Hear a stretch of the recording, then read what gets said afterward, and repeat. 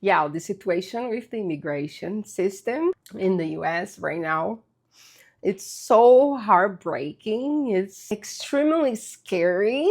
I would be remiss if I didn't share my experiences, you know. For example, I have been scared to go out for protests. I would like to do a nonviolent protest, but I do not feel safe going, oh, Natalia, you have a green card. Yes, I do, but they are not checking. They even said that they are taking people first and then investigating. I run every day. When I go out to run, if I forget my ID, I always think, oh my gosh, should I go back? And then I say, oh, I'm already far.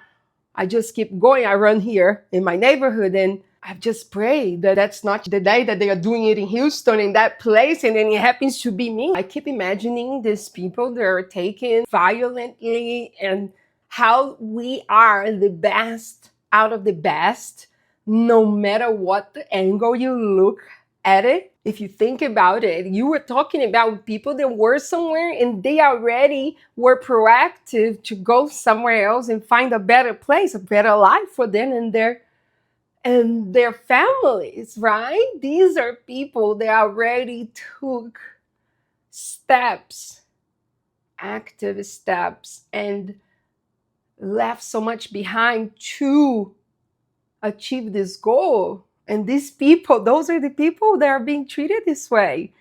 And I would risk saying that most of the people that didn't come the right way, they would have done it if there was a right way. The pathway is super hard. I know that because I did it the right way. There's so much misinformation out there.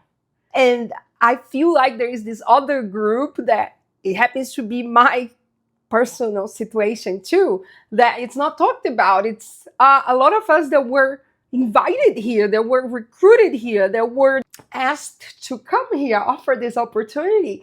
And I would echo this idea or the sentiment that this girl at one of these Turning Point USA debates, she asked the Vice President Vance. I remember her question and it hit home because she said, why did you guys invite us? Why did you lure us to, and I'm paraphrasing here, why did you invite us to spend our youth and our wealth here? And now you invite us out. But not only that, right? And invite us out like nothing. And like we are nothing. I remember during Trump's first term when he did a mandate saying that all international students had to leave the country in 10 days if our school didn't open. It was during COVID.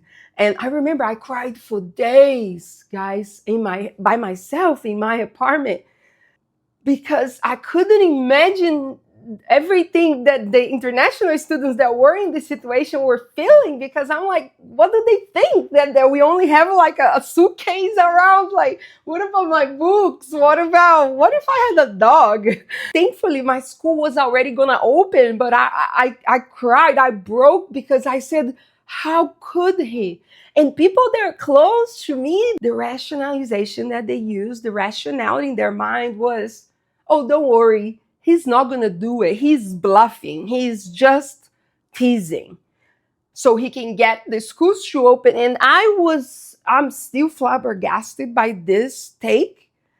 And I know that a lot of good-hearted people think like that. And I was like, oh my God, that's not okay to play with people that did everything to be here. I'm talking about the effort that all of us put to be here. It's so crazy. He didn't send the international students home back then, but I remember that this left such a scar in my heart because I said, he's really capable of not showing the minimum empathy for international people. This was insane already to me. It's beyond immoral. It's beyond sad. It's beyond inhumane. And here we are. So the right way and the wrong way to get here are both really special, really hard. I think that if more people knew what it takes, the journey to get to the US, much more make it here.